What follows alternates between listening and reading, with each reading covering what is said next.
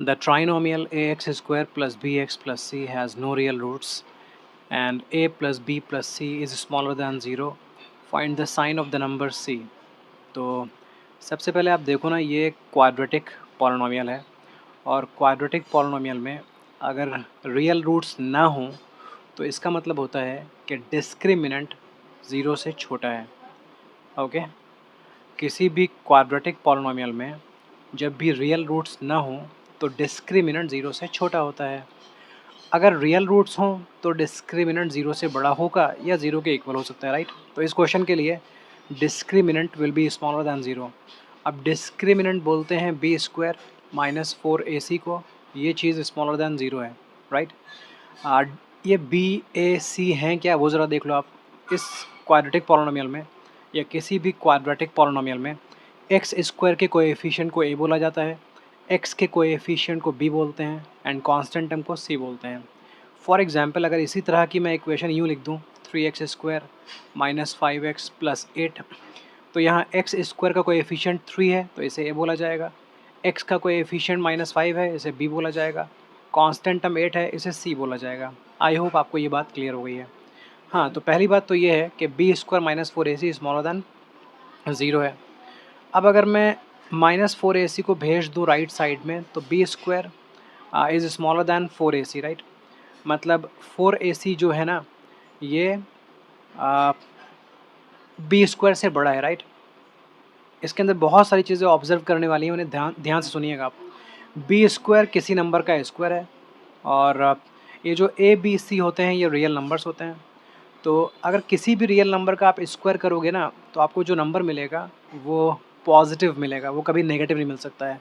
किसी भी नंबर का आप स्क्वायर कर लो, -1 का स्क्वायर करोगे तो 1 मिलेगा, 2 का स्क्वायर कर लोगे तो 4 मिलेगा, -3 का स्क्वायर कर लोगे तो 9 मिलेगा। तो आप देखो, स्क्वायर चाहे पॉजिटिव का हो या नेगेटिव का हो, स्क्वायर हमेशा पॉजिटिव ही आता है। ओके, -1 का स्क्वायर भी पॉजिटिव है, +1 का स्क्वायर भी पॉजिटिव है।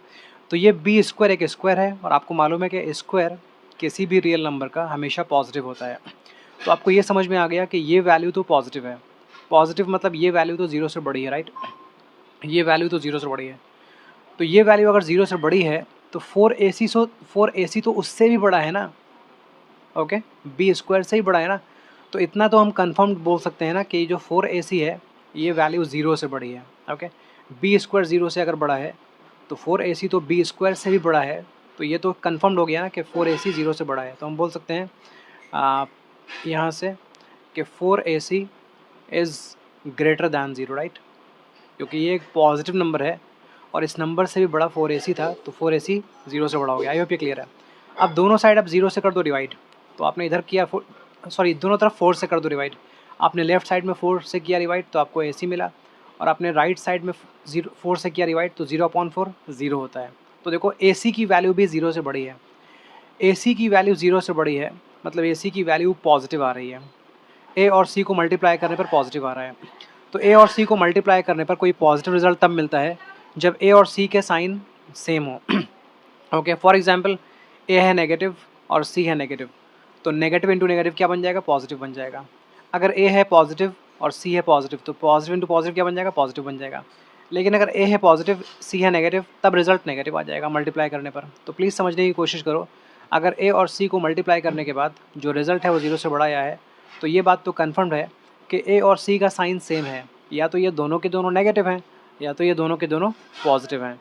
तो थोड़ी देर के लिए हम मान लेते हैं कि a और c दोनों पॉजिटिव हैं। ओके, सो थोड़ी देर के लिए हमने मान लिया है a और c पॉजिटिव है। देखते हैं पॉजिटिव पर क्या निकलता है। अगर रिजल्ट निकल गया तो ठीक है, अदरवाइज़ हम नेगेटिव से देखेंगे। तो a और a and c both are positive, both are positive. या दूसरी बात क्या हो सकती है कि दोनों के दोनों नेगेटिव हो सकते हैं। इनमें से कोई एक सिचुएशन होने वाली है, राइट। अब इस चीज़ को कॉपी कर लो, ये जो a plus b plus c smaller than 0 given है, a plus b plus c smaller than 0 given है। देखो जी, हमने a और b को पॉजिटिव मान रखा है। थोड़ी देर के लिए मान लो, सॉरी, a और c को पॉजिटिव मान रखा है। थोड़ी देर के लिए मान लेते हैं a की वैल्यू है 2 और c की वैल्यू है 3, राइट। तो 2 + 3 कितना हो गया, 5 हो गया। अब सोचो b की वैल्यू क्या हो कि इन तीनों का सम 0 से छोटा होना है। समझ पा रहे हैं आप? तो b की वैल्यू -5 से छोटी होगी। क्योंकि अगर -5 भी आपने इसको ले लिया ना तो 2 + 3 5 -5 0 हो गया, तो 0 के इक्वल भी नहीं है a + b + c, 0 से छोटा है ये सम। ओके, अगर आप इसको -6 ले लो तो 2 + 3 हो गया 5, 5 और -6 हो गया -1, और -1 0 से छोटा होता है। तो आप समझ पा रहे हैं कि अगर a और c दोनों पॉजिटिव हैं तो जो b की वैल्यू है वो a और c के जो पॉजिटिव की वैल्यू आ रही है ना उसके नेगेटिव से छोटी होगी। मैं आपको दोबारा से बता देता हूँ। मान लो a को आपने ले लिया 3 और c को आपने ले लिया 8, तो 8 एंड 3 11 है ना, तो जो b की वैल्यू होगी ना ये -11 से छोटी होगी। जब -11 से छोटी वैल्यू लोगे तभी ये रिलेशन सेटिस्फाई हो रहा होगा, अदरवाइज़ ये रिलेशन सेटिस्फाई नहीं हो रहा होगा, ठीक है ना। तो इससे कंक्लूजन ये निकल कर आएगा कि जो a + c है ना, ये वैल्यू 0 से बड़ी है पॉजिटिव होने की वजह से, क्योंकि उन्हें पॉजिटिव मान रखा है, और ये वैल्यू छोटी है, ये वैल्यू छोटी है -b से। वो कैसे? मैंने भी कुछ एग्जांपल्स लिए थे, लाइक मैंने बोला था ना a को 3 ले लो और c को आप 8 ले लो, तो उस टाइम पर b को हम क्या ले रहे थे? b को आप ले सकते हो -12 या -13 या -14, सब के सब सैटिस्फाई कर रहे हैं, ठीक है ना। तो अगर आप इस -12 का नेगेटिव ले लो, -12 का नेगेटिव होता है 12, -13 का नेगेटिव होता है 13, -14 का नेगेटिव होता है 14, तो ये जो 12 और 13 और 14 है, इस तरह के नंबर्स, ये 3 + 8 से बड़े होंगे। तो मैं यही चीज़ बोल रहा हूँ। आई होप आपको ये बात क्लियर है। बहुत ध्यान से, बहुत धीमे-धीमे समझिएगा, तब इस तरह के क्वेश्चंस क्लियर होते हैं। ओके, ये क्लियर हो गया। अब मैं इस पूरे में हर जगह पर स्क्वायरिंग कर देता हूँ। ओके, तो अब मैंने इस पार्ट में स्क्वायर किया तो मुझे 0 मिला, मैंने इस पार्ट में स्क्वायर किया तो a + c स्क्वायर मिल गया, और मैंने इस पार्ट में स्क्वायर किया तो b स्क्वायर मिल गया, राइट। आपको पता है अगर -b बड़ा है a + c से तो -b का स्क्वायर तो डेफिनेटली बड़ा होने वाला है। अगर a + c 0 से बड़ा था तो a + c का स्क्वायर तो 0 से बड़ा ही होगा, क्योंकि स्क्वायर लगने के बाद कभी भी नंबर छोटा नहीं होता है। ओके, बड़ा ही हो जाता है, या अगर 0 है तो 0 के इक्वल रह जाता है। ओके, फॉर एग्जांपल आपने -1 का स्क्वायर किया तो -1 का जो स्क्वायर होगा -1 से बड़ा होगा, देखो 1 आ गया, तो 1 इज़ ग्रेटर दैन -1। ओके, तो याद रखें किसी भी नंबर का जो स्क्वायर होता है, किसी भी रियल नंबर का जो स्क्वायर होता है, वो उस नंबर से बड़ा ही रहता है जिस नंबर का आप स्क्वायर फाइंड कर रहे हो। बस 0 की सिचुएशन में नंबर इक्वल रहता है, 0 और 0 का स्क्वायर दोनों आपस में इक्वल है। चलो ये क्लियर हो गया। ओके, अब मैं सिर्फ इतने पार्ट को सॉल्व करने वाला हूँ कि a + c का जो होल स्क्वायर है वो b स्क्वायर से छोटा है। a + c का जो होल स्क्वायर है it is smaller then b square. इसको अगर मैं सॉल्व करूँ तो मुझे मिल सकता है a + c whole square and b स्क्वायर। मैं b स्क्वायर की जगह b स्क्वायर को रिप्लेस कर सकता हूँ 4ac से, क्योंकि आपको याद होगा शुरुआत में हमने देखा था ना कि जो b स्क्वायर है और 4ac है, इनमें 4ac बड़ा है, राइट। तो देखो ज़रा, अगर a + c के होल स्क्वायर से b स्क्वायर बड़ी वैल्यू है तो 4ac तो और भी बड़ी वैल्यू हो जानी चाहिए, राइट। क्लियर है? ओके, अगर आप समझ ना पाओ देखिए ज़रा, मान लेते हैं a + c के होल स्क्वायर की वैल्यू होने वाली थी 16 और b स्क्वायर की वैल्यू होने वाली थी 25, राइट। तो अब तो मैं 20, अगर 25 16 से बड़ा है तो अगर मैं 25 से बड़ा कोई नंबर यहाँ पर रख दूँगा, 30 रख दूँगा, 40 रख दूँगा, तो 40 भी तो 16 से बड़ा ही होगा ना। आई होप ये क्लियर है।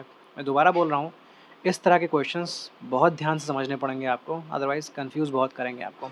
चलें इसको मैं सॉल्व करता हूँ। a square + c square + 2ac is smaller than 4ac। अब मैं 4ac को सब्ट्रैक्ट कर लेता हूँ दोनों तरफ से, तो a square + c square + 2ac is smaller than 4ac। मैं राइट में भी 4ac करता हूँ सब्ट्रैक्ट, लेफ़्ट में भी 4ac करता हूँ सब्ट्रैक्ट, तो राइट में तो 0 बचेगा, लेकिन लेफ़्ट में बचेगा a square + c square - 2ac। अब ये चीज़ a - c का होल स्क्वायर होती है, a - c का होल स्क्वायर होती है, राइट। तो a - c का होल स्क्वायर 0 से छोटा आ गया, राइट। और आप स्क्वायर के बारे में क्या जानते हो? किसी भी रियल नंबर का जो स्क्वायर होता है वो 0 के इक्वल होगा या 0 से बड़ा होगा, 0 से छोटा कभी नहीं हो सकता है। तो ये a - c का होल स्क्वायर 0 से छोटा आ गया ना, ये पॉसिबल नहीं है। दिस इज़ नॉट पॉसिबल, ये पॉसिबल नहीं है। ओके, ये पॉसिबल नहीं है। इसका मतलब ये हुआ कि जो आपने शुरुआत में ये मान लिया था ना कि a और c दोनों पॉजिटिव हैं, ये बात गलत थी। a और c दोनों पॉजिटिव नहीं हैं। Okay, so our this contradicts our assumption, this contradicts our assumption। जो हमारा assumption था कि a और c दोनों के दोनों पॉजिटिव होंगे, मैंने बोला था यहाँ पर कि ए और सी दोनों पॉजिटिव हो सकते हैं या फिर ए और सी दोनों नेगेटिव हो सकते हैं। तो पॉजिटिव वाली बात गलत हो गई है, राइट? क्योंकि पॉजिटिव से सॉल्व करते-करते मैं यहाँ पहुँचा हूँ और ये चीज़ पॉसिबल नहीं होती है, तो हमारा असम्पशन गलत हो गया है। तो इसका मतलब ये है कि ए और सी दोनों पॉजिटिव नहीं हो सकते हैं, ए और सी दोनों नेगेटिव हो सकते हैं। तो अब मैं क्या बोल रहा हूँ, ए और सी दोनों नेगेटिव हो सकते हैं। इसका मतलब सी क्या है? नेगेटिव है, ओके? सो आप बोलोगे hence c is a negative real number. I hope ये क्लियर है। कोई भी कन्फ्यूजन है तो प्लीज़ कमेंट सेक्शन में बताइए।